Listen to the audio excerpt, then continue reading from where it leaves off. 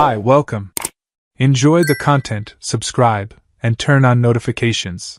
James never imagined that the work-travel routine supporting their lifestyle would be the very thing to destroy his marriage. As a financial consultant for a respected firm, he spent about 10 days a month traveling between regional offices, conducting audits and training sessions. Rachel, his wife, worked as a marketing manager at a boutique agency she'd helped found with two partners. They'd met at a corporate event 5 years ago, married after 2 years of dating, and built a comfortable life in a 2-story house on the outskirts of town, with a garden Rachel loved tending to on weekends. James's life followed a predictable rhythm. He woke up early, reviewed reports over coffee, kissed Rachel goodbye before heading to the airport. She usually watched him leave from the bedroom window, waving with that smile he knew so well. During his trips, they called each other every night. James would talk about difficult clients and numbers that wouldn't add up. Rachel spoke about ad campaigns, tight deadlines, and the complicated dynamics between her and her partners. Everything seemed normal. Everything seemed to work. But over the past 4 months, James began noticing small changes. Nothing alarming at first, just details that piled up like dust on a forgotten shelf. Rachel started answering fewer of his daytime calls. When she did pick up, her voice carried a hurry it hadn't before. "Honey, I'm in a meeting, I'll call you back," became the most common phrase. At night, when they finally talked, she seemed distracted, as if her mind were somewhere else. James chalked it up to work stress. The agency was growing, new clients demanded more of her. It made sense. Or at least that's what he told himself. The text messages changed too. Before, Rachel would send photos of the garden, the dinner she was cooking, silly selfies with goofy filters. Now, replies came short and spaced out. "Okay, we'll talk later, busy." James felt a growing unease but pushed the thoughts away. Suspicion without cause was paranoia, and he didn't want to be that kind of husband. The first time real suspicion truly hit him was during a business trip in mid-September. James was staying at a corporate hotel, reviewing spreadsheets late into the night. It was almost 11 when he called Rachel. She didn't answer. He tried again 15 minutes later. Nothing. He sent a message, "Everything okay?" Her reply came only 40 minutes later, "Sorry, was in the shower. Going to bed now. Kisses." 11 at night on a weekday. Rachel never took showers that late. She was meticulous about her routine: shower at 8, skincare, reading in bed, lights out by 10. James stayed awake until 1 in the morning, staring at the hotel room ceiling, trying to piece together a puzzle he didn't want to admit existed. When he returned from that trip, Rachel seemed unusually cheerful. She made his favorite dinner, opened a bottle of wine, asked detailed questions about work with renewed interest. James relaxed. Maybe he'd imagined things. Maybe stress was distorting his perception. They made love that night, and for a moment, everything felt like it used to. But that feeling didn't last. 3 weeks later, in October, James had to travel again, this time for a 4-day audit. On the first night, Rachel answered the call, but background noise filled the line. Music. Voices. "Where are you?" James asked, trying to sound casual. "Oh, I went out with the girls from work. A happy hour. I'm heading home now," she replied. The call lasted less than 2 minutes. James tried calling again later, when she should have been home. Straight to voicemail. At 11:30, a message, "Got home tired, already in bed. We'll talk tomorrow." The next day, when he asked her about the previous night, Rachel was vague. "It was nice. Had a few drinks, talked about work.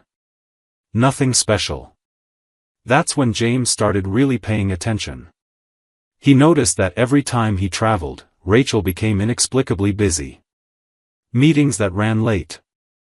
Urgent projects demanding all her focus.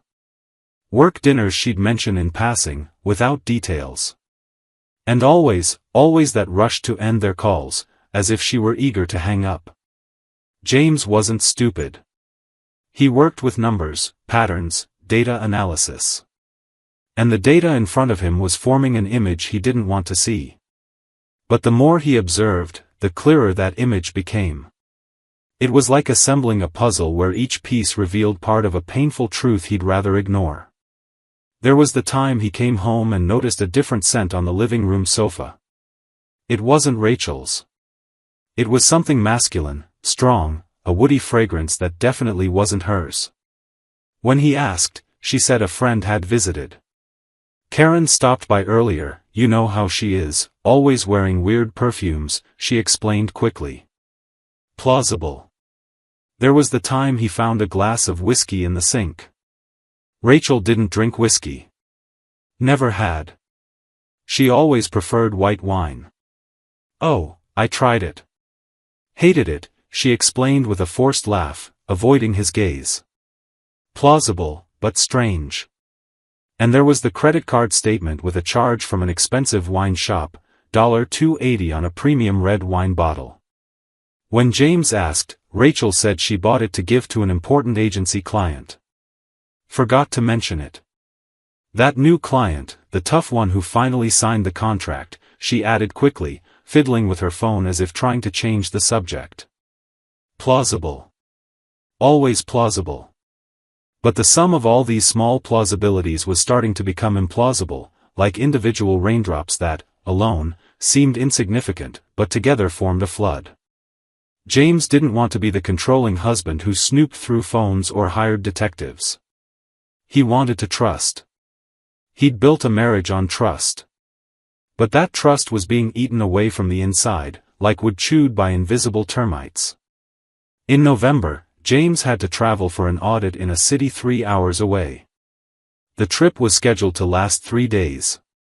He packed his bags with that now familiar knot of unease in his stomach. Rachel kissed him at the door, wished him a good trip, waved from the window as she always did. Everything normal. Everything performative. On the first day of the audit, James focused on reviewing financial documents for a mid-sized company. But his mind kept drifting back home, to Rachel, to the patterns, to the plausible lies. That night, he called her. Rachel answered after several rings, slightly out of breath. Sorry, was on the treadmill, she explained. James heard background noise. It did sound like a treadmill. Plausible. On the second day, during a lunch break, James got a call from the office manager where he was doing the audit. The main meeting scheduled for the following day had been cancelled. The company's CEO had a family emergency and had to travel. There was no longer any need for James to stay. He could head home that same day if he wanted. James didn't hesitate. He gathered his things, checked out of the hotel, and started driving back. It was 2 in the afternoon when he left. With favorable traffic, he'd be home by 5. He thought about calling Rachel to surprise her, but something stopped him, a voice inside, maybe intuition, maybe just morbid curiosity, suggested he not say anything. The 3-hour drive felt like an eternity. James turned on the radio, turned it off, turned it on again. No song seemed right for the whirlwind of thoughts in his head. His mind kept spinning scenarios, each more unlikely than the last, desperately trying to find an innocent explanation. Maybe he'd get home and find Rachel in the garden, watering plants under that straw hat she loved. Maybe she'd be in their makeshift second-floor office, focused on an important presentation. Maybe she'd be in the kitchen, cooking dinner, listening to that true crime podcast she enjoyed so much. Normal scenarios. Every day. Innocent. But there was another scenario, one he didn't want to imagine, yet kept forming at the edges of his thoughts, growing like a shadow as he got closer to home. A scenario where he arrived and found, what? Concrete evidence? The raw truth? Or absolutely nothing, proving his suspicions were baseless paranoia. It was 4:40 p.m. when James turned onto their street. The November sun was still high, casting long golden shadows on the sidewalks. Familiar houses, known neighbors, everything exactly as it should be. The Thompsons' lawn perfectly trimmed. Mr. Martinez's old car parked in its usual spot. Everything normal. Everything ordinary. He slowed as he approached the driveway, his heart racing out of proportion to the simple act of returning home. And then he saw it. A black Audi A4 parked in the garage, his spot. James recognized that car. He'd seen it dozens of times. It belonged to Brandon, one of Rachel's agency partners. Brandon, whom she casually mentioned in work conversations. Brandon, who was happily married, as Rachel always emphasized. Brandon, whose car was parked in James's garage at 3 in the afternoon on a Wednesday. James pulled over to the curb. His hands trembled as he turned off the engine. He sat in the car for a full minute, just breathing, trying to process. Maybe there was an explanation. Maybe it was a work meeting. Maybe Rachel's car was in the shop and Brandon had given her a ride. Maybe. But he knew. In that moment, sitting in his own car in front of his own house, James knew. He stepped out mechanically. Grabbed his suitcase from the trunk. Walked to the front door with steps that felt like they belonged to someone else. The key turned in the lock without a sound. The door opened silently. The first thing James heard was laughter, feminine laughter. Rachel's. Coming from the living room. And then a deep, familiar male voice. Brandon's. James closed the door behind him deliberately. The sound echoed through the house. The laughter stopped abruptly. Silence. Then hurried movement. He set the suitcase in the hallway and walked to the living room. Rachel stood near the couch, quickly adjusting her blouse. Brandon was on the other side of the room, near the window, his shirt untucked. 2 wine glasses sat on the coffee table. The bottle was nearly empty. The scene was pathetic in its obviousness. James, Rachel said, her voice high with barely concealed panic. You're back early. Apparently, James replied. His voice came out calmer than he expected. Almost indifferent. He looked at Brandon. I think you should leave. Brandon opened his mouth, closed it, glanced at Rachel. She said nothing. Just stood there, pale, frozen. Brandon grabbed his jacket from the armchair and quickly walked to the door. He passed James without meeting his eyes. The front door opened and closed. Now it was just the two of them. Husband and wife. In the heavy silence of the room where they used to watch movies on Sundays. How long? James asked. Rachel swallowed hard. James, I can explain. How? Long. 8 months, she whispered. 8 months. Almost a year. James felt something shatter inside him, but kept his expression neutral. 8 months, he repeated, letting the words hang. 8 months of you looking me in the eyes every morning. 8 months of me traveling, trusting you. 8 months of lies. I didn't plan for this to happen, Rachel started, tears now in her eyes. Oh, no? James cut in, a trace of venom in his voice now. Funny. Because it looks very planned. Like you knew exactly when I'd be away. Like you two had a schedule. My house as your little love nest. It wasn't like that. Then what was it like, Rachel? Enlighten me. James crossed his arms, leaning against the doorframe. His calm was more terrifying than any shout. How many times did you bring him here? 10? 20? Did you use my bed, or did you at least have the decency to stick to the couch? Rachel sobbed. The couch. Never, never the bedroom. Oh, how considerate, James said sarcastically. Should I thank you for that display of respect? James, please. Please what? Please understand. Please forgive you. He took a step forward. You know what's funny? You always mention Brandon was happily married. Always. As if that were some kind of alibi. As if it were impossible for something to happen because he had a wife at home. James laughed, a harsh, humorless sound. And I believed you. Like a fool, I believed you. He said his marriage was over, Rachel tried. And you believed him? James interrupted. Or was it just convenient to believe? Tell me, is he going to leave his wife now? Are you two going to build your happy little life together? Rachel didn't answer. She knew, just as James knew, that men like Brandon didn't leave their wives. They just wanted the thrill, the adventure, the escape. And Rachel had been foolish enough to serve as that escape. When did it start? James asked, his voice dropping lower. I want to know exactly when. Rachel wiped tears from her face. In March. You were traveling. My mom had that surgery. And then James understood. March. Rachel's mom's surgery. He'd stayed with his mother-in-law at the hospital for 2 full days while Rachel claimed she had urgent work meetings she couldn't cancel. He'd held the older woman's hand during recovery, brought meals, been the helpful son-in-law while her own daughter was too busy. Too busy with Brandon. You were with him, James said slowly, while I was taking care of your mom in the hospital. Rachel closed her eyes. I know. I know how it looks. How it looks? James's voice rose for the first time. How it looks?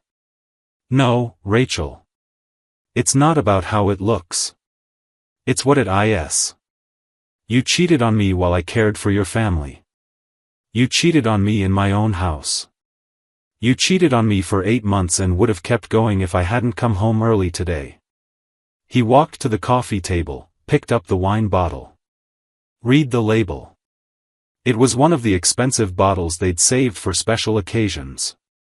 This bottle, he said, I bought to celebrate our wedding anniversary. Next month. 5 years. He set the bottle back down with excessive care. But you two couldn't wait, could you? Had to celebrate today. What exactly? Another successful rendezvous without the stupid husband finding out. It wasn't like that, Rachel repeated, a broken mantra. Then tell me how it was, James demanded. Tell me how you justify this. Tell me how you looked me in the eyes every night and pretended everything was fine. Tell me how you managed to sleep next to me. Rachel was shaking now, hugging herself. I didn't want to hurt you. But you did. James shouted, the words echoing off the walls. You destroyed me, Rachel. You destroyed our trust. You destroyed our marriage. And you didn't even have the courage or decency to be honest with me. Silence. Rachel cried openly now, but James felt his empathy die. The weeping woman before him wasn't the person he loved. She was a stranger wearing his wife's face. Leave, he said, his voice returning to icy calm. What? Rachel looked at him, shocked. Leave my house. Now. James, this is my house too. No. It's not. Not anymore. He kept his tone firm, controlled. Let's make this easy for both of us. You'll stay somewhere tonight, a friend's place, a hotel, whoever you want, and tomorrow my lawyer will contact you to arrange for you to collect your things. The house is in my name, and for now, it's best we keep our distance. Rachel opened her mouth, stunned. It was true. When they bought the house, it had been in James's name due to credit issues. They'd always said they'd add hers later. They never did. Tomorrow you can come back with someone to get what you need, James continued, his voice steady. But now, you go. Where will I go? She asked, her voice small. That's no longer my problem, James replied. Maybe Brandon has a spare room. Or maybe you'll find out what he's really like when things get inconvenient. Rachel grabbed her purse with trembling hands. Walked to the door, paused. James, No, he cut her off. Don't say you're sorry. Don't say anything. Just go. The door closed behind her. James heard her car start and drive off. Then he was alone in his house, in the absolute silence that followed. He didn't cry. Not yet. First, there were things to do. James walked to the office, opened his laptop. Started making calls. First to his lawyer, an old college friend. I need you, he said simply. Divorce. I have proof. The lawyer said he'd come by the next day. Then, James did something Brandon probably didn't expect. He called his wife, Sarah. She answered on the second ring, her voice cheerful. James? What a surprise. How are you? Sarah, I need to tell you something, James said. And you're not going to like it. 20 minutes later, Sarah knew everything. She didn't shout. Didn't cry over the phone. She just went very quiet and said, "Thank you for telling me." Then she hung up. James imagined the conversation Brandon would have when he got home. In the days that followed, Rachel tried contacting him repeatedly, texts, calls, emails. All ignored. James instructed his lawyer to be the sole channel of communication. There was nothing more to say between them. The conversations that mattered now involved asset division, legal documents, and the formal end of a marriage that had informally ended that November afternoon. With Sarah pulling her investment backing, the agency began facing financial trouble. It turned out Sarah held 50% of a fund that had financed the agency since its inception, the money that kept the lights on, paid for the sleek downtown office, and enabled the bold campaigns that gave the company its prestige. Without that foundation, some clients moved to larger competitors once they sensed instability. Projects dwindled. Rachel and Brandon tried to keep operations going, sought new investors, negotiated with the bank, cut costs, but internal morale suffered. Employees started leaving, spirits plummeted, and cash flow no longer covered expenses. The agency shut down months later, not because of public scandal, but from the cascade of poor decisions made while prioritizing secret meetings over sound business strategy. The divorce process was swift and one-sided. Rachel didn't contest anything. She knew she had no ground to stand on, no arguments to offer, no defense to mount. James kept the house and most of the assets accumulated during the marriage. Rachel was left with credit card debts James discovered, through the meticulous audit his analytical side couldn't resist performing, had been racked up on expensive gifts. Gifts she claimed were from the company, corporate perks, vendor samples. But they were from Brandon. All of them. The gold bracelet she wore, from a satisfied client. The diamond earrings, from her year-end bonus. The expensive French perfume won in a workplace raffle. Gifts bought with her husband's credit card to celebrate her betrayal of him. The irony wasn't lost on James. 6 months later, on a May afternoon, James saw Rachel at a cafe near his office. She sat alone at a corner table, absently scrolling through her phone. She looked thinner. Older. Her eyes had that tired look of someone who hadn't slept well in months. She looked up and saw him. For a moment, their eyes met. Rachel opened her mouth, as if to say something. James simply nodded, polite, distant, the kind of acknowledgement given to vague acquaintances, and kept walking. He didn't feel anger. He didn't feel pity. He felt nothing but a quiet sense of closure. His life went on. Work continued, trips continued, but now he returned to a house that was truly his, free of lies, secrets, or ghosts on the living room couch. James started dating again.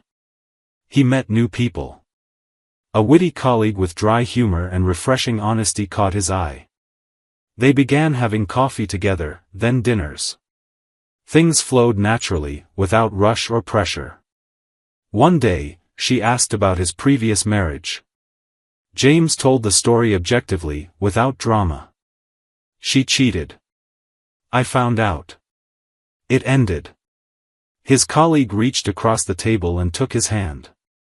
I'm so sorry that happened to you. And James realized, for the first time, he truly believed it was going to be okay.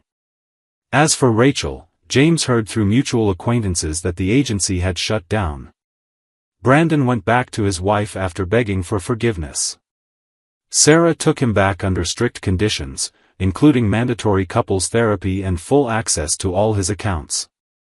Rachel, alone, tried starting over as a freelancer. James didn't feel satisfaction in that. He hadn't wanted revenge. He'd wanted justice. And justice, he discovered, didn't require his active involvement. Life had a way of balancing the scales on its own. On a sunny July afternoon, nearly a year after that November day, James was planting new flowers in the garden, something Rachel used to do, but which he'd learned to enjoy on his own. His phone rang. It was his colleague, now his girlfriend, inviting him to a picnic in the park. James looked at the house, at the garden, at the life he'd rebuilt from the ashes of betrayal. He smiled. Said he'd be there in 20 minutes. As he locked the door, James realized he'd finally closed that chapter, not with bitterness or hatred, but with the understanding that some people only reveal who they truly are when they think no one's watching. And when you see the truth, however painful, the smartest thing to do is believe what your eyes have shown you. James believed. And he moved on, not because it was easy, but because it was necessary. Because he deserved more than crumbs of loyalty and plausible lies. He deserved the truth. And now, at last, he had it. Thank you for watching the video. If you enjoyed it, don't forget to subscribe to the channel and turn on notifications so you won't miss any updates. See you next time.